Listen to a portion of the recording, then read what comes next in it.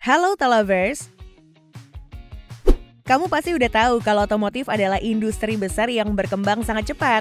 Para pelakunya harus berinovasi buat menuhin keinginan pasar, termasuk dalam produksi sepeda motor.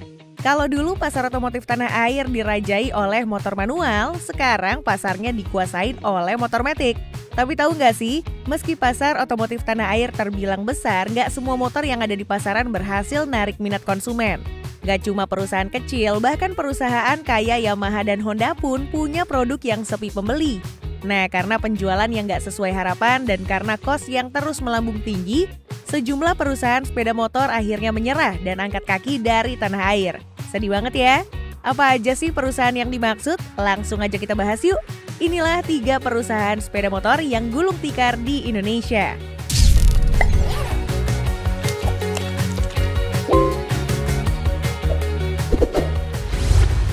Mari kita mulai pembahasan dari Kanzen. Perusahaan yang berdiri sejak tahun 2000 ini merupakan ahli teknologi dari brand Dailim Korea Selatan. Tapi sayang banget nih Auto Lovers, mereka muncul di waktu yang kurang mendukung, sehingga harus berhadapan dengan persepsi negatif masyarakat tanah air terhadap produk buatan Cina. Perusahaan yang sempat masuk dalam Asosiasi Industri Sepeda Motor Indonesia ini hadir saat motor-motor Cina yang niru produk Jepang nguasain pasar otomotif tanah air. Fatalnya, Kanzen malah ikut-ikutan membuat motor yang mirip Honda Supra X lewat Kanzen Persona 5 dan Kelana 5. Nah ini nih yang bikin Kanzen akhirnya dicap sebagai produk pabrikan Cina. Kanzen bukannya tanpa usaha buat ngatasin masalah itu. Untuk memperbaiki citranya, mereka memproduksi motor dengan desain sendiri lewat Kanzen Taurus dan Kanzen Taurus Ultima. Kedua jenis motor ini punya kesamaan, tapi versi Ultima dirancang sebagai motor trail. Tapi sayang banget Auto Lovers, kedua produksi motor itu masih nggak bisa bikin Kanzen lepas dari sebutan brand Cina. Mulai sejak itulah penjualan mereka menurun dan Kanzen mulai mem-PHK karyawan di tahun 2009. Bahkan nih ya, di waktu-waktu akhir mereka beroperasi, penjualan sepeda motor mereka tercatat kurang dari 1.000 unit per bulan. Wah, sedikit banget ya.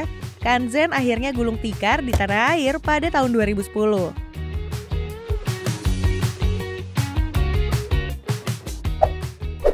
Sekarang mari kita lompat ke perusahaan sepeda motor kedua. Punya tantangan yang sama dengan Kanzen, PT Minerva Motor Indonesia muncul pada November 2007 dan menarik perhatian dengan produk Minerva R150. Motor yang bentuknya mirip CBR 150 ini awalnya punya catatan penjualan yang oke. Perusahaan ini sendiri adalah bentuk baru dari Lonsin, yaitu pabrikan motor dari Cina. Nama Minerva dipakai ngebentuk citra baru buat ningkatin penjualan. Hal ini dilakukan buat ngilangin image motor Cina yang dikenal sebagai hasil plagiat motor Jepang. Nah, image itu melekat pada motor produksi Lonsin. Di tahun 2008, buat ngilangin image motor Cina, perusahaan sepeda motor ini ngelakuin co-branding dan joint venture manufacturing dengan Shafazek Un Motoren Teknik dan mendapatkan motor produksi bernama Minerva Shah. Setahun setelah itu, mereka juga ngejalin kerjasama dengan Megeli LCD UK yang ngelahirin Minerva Megeli 250 RI dan RV. Minerva juga sempat bikin heboh dengan merilis motor buat ngelawan motor pabrikan Jepang, tapi dengan harga yang lebih miring. Pada 2012, mereka merilis motor Minerva X-Road 150S dan Minerva 150R. Minerva sendiri nggak ngasih pertanyaan resmi tentang status perusahaan mereka. Tapi di tahun 2015, manajemen mereka ngejalin kerjasama buat jadi distributor resmi motor asal Austria, yaitu KTM. Nah, mulai sejak itu, Minerva nggak pernah terdengar lagi kabarnya. Website resminya udah nggak bisa diakses lagi, dan motor produksinya udah jarang kita lihat di tanah air.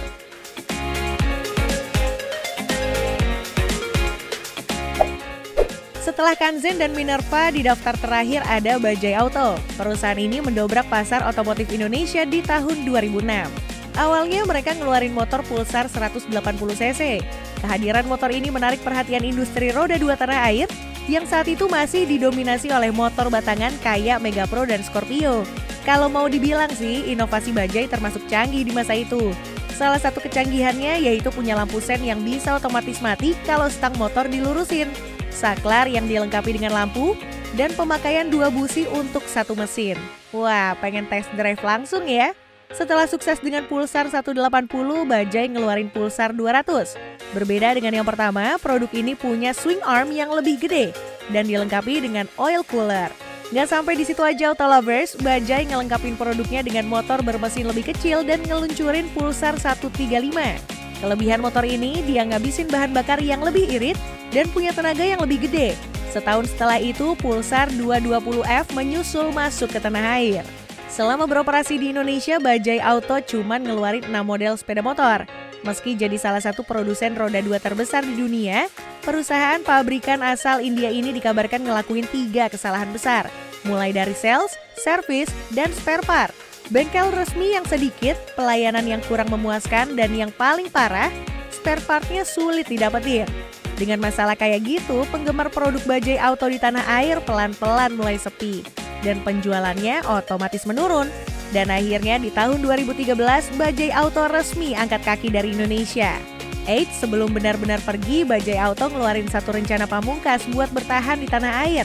Mereka ngejalin kerjasama dengan Kawasaki. Tapi sangat disayangkan kolaborasi ini nggak berjalan sesuai harapan karena ada perbedaan pandangan dari kedua belah pihak. Bajaj Auto mau memproduksi motor yang terjangkau, sedangkan Kawasaki mau menghadirkan motor premium dan eksklusif di pasaran. Di tahun 2016, kerjasama mereka berakhir dan Bajaj Auto pun meninggalkan tanah air.